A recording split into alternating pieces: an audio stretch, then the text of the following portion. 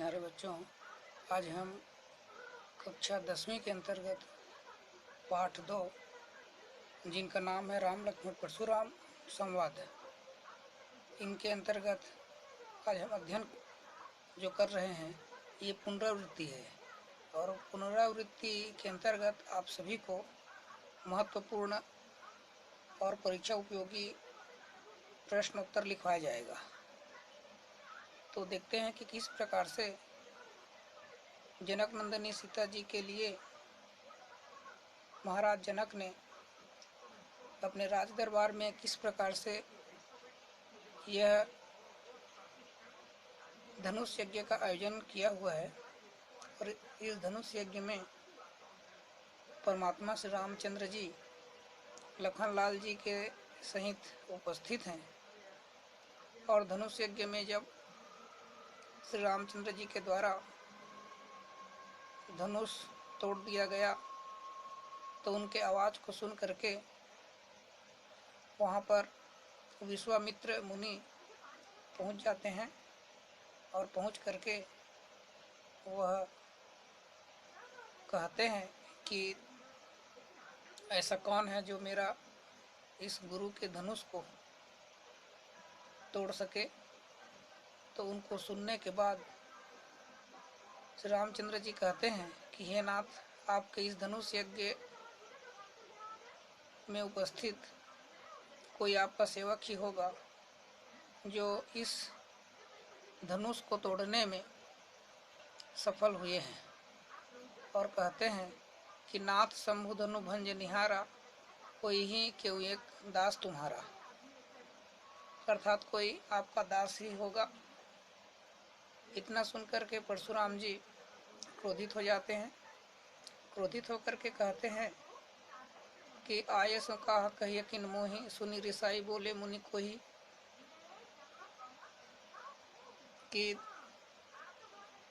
वह बहुत क्रोधपूर्वक वाणी बोलने लगते हैं और कहते हैं कि इस संसार में वही व्यक्ति मेरे लिए सेवक है जो सेवकाई का काम करे। मुझसे लड़ाई करके मित्रता की बात करता है तो यह उचित नहीं है। और आगे कहते हैं कि हे श्री रामचंद्र जी, अब सुनिए कि जो इस शिव जी के धनुष को तोड़े हैं वे इस राज दरबार में मेरे लिए सहस्त्र बाहु के समान शत्रु है, रिपु है। रिपु अर्थात शत्रु। और इस समाज के सभी लोगों से एक ही अनुरोध है कि सो बिल गाँव बिहाई समाजा, नत मारे जय यहीं सब राजा। इस संसार में जो भी इस धनुष को तोड़े हैं उसको मुझे बता दीजिए, उसको अपने समाज से अलग कर दीजिए। ऐसा नहीं करने से यहाँ राज दरबार में जितने भी लोग बैठे हैं सभी जो है मृत्यु को प्राप्त कर जाएंगे। इस प्रकार से वह परशुराम जी सभी समाज के बीच में कहने लगे। आगे और भी इसी प्रकार देखते हैं कि कई उदाहरण के द्वारा परशुराम जी और लखनलाल जी आपस में बात करते रहते हैं।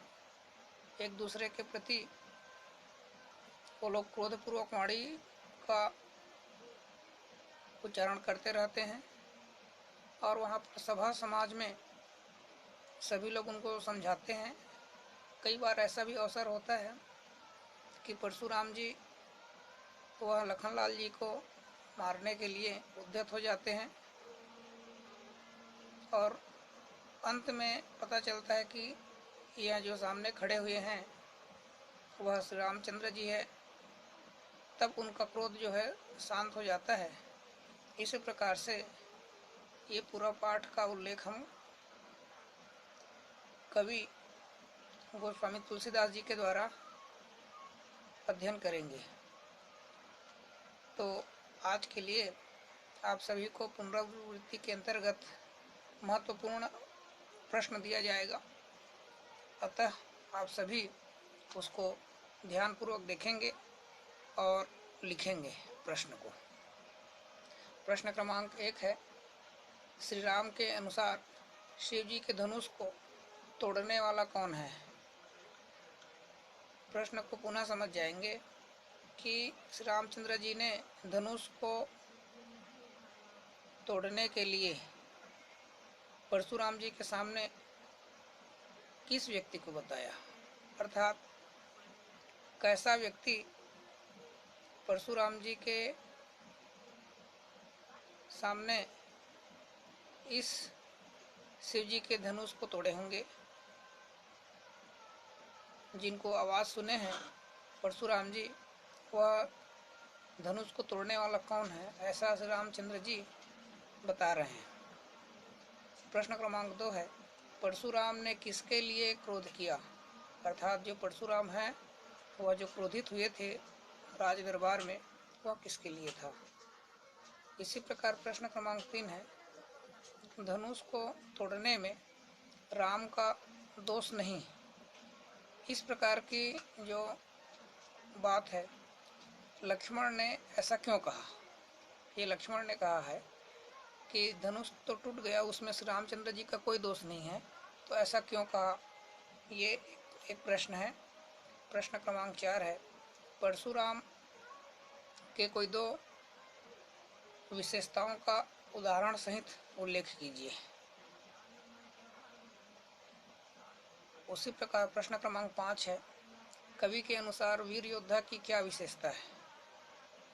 गोस्वामी तुलसीदास जी ने इस पाठ में वीर योद्धाओं के लिए क्या विशेषताओं का उल्लेख किए हैं।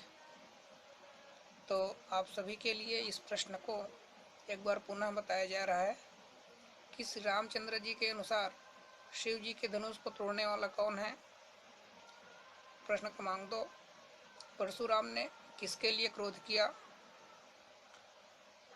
प्रश्न क्रमांक 3, धनुष को तोड़ने में राम का दोष नहीं, लक्ष्मण ने ऐसा क्यों कहा।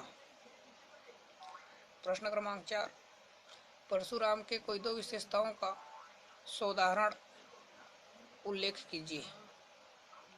प्रश्न क्रमांक 5, कवि के अनुसार वीर योद्धा की क्या विशेषता है। तो इस प्रकार से आप लोगों का यह जो पाठ है वह पूर्ण होता है। आगे आपको और भी बताया जाएगा, तब तक के लिए इसका उत्तर आप लिखते रहें। तो आज के लिए बस इतना ही। आप सभी को बहुत बहुत धन्यवाद।